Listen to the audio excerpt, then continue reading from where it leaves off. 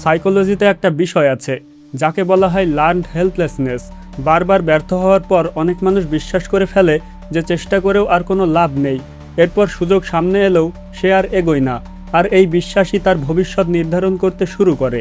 ধরুন একজন ছাত্র পরীক্ষায় ফেল করেছে, সে চাইলে বলতে পারে আমি এই পরীক্ষায় ফেল করেছি, কোথাও একটা ভুল হয়েছে, সেই ভুলটা আমাকে খুঁজে বের করতে হবে।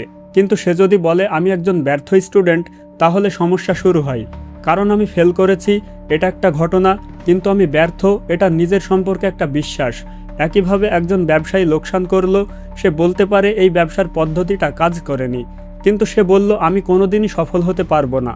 প্রথম চিন্তা তাকে আবার চেষ্টা করার সুযোগ দেয়, দ্বিতীয় চিন্তা তাকে থামিয়ে দেয়।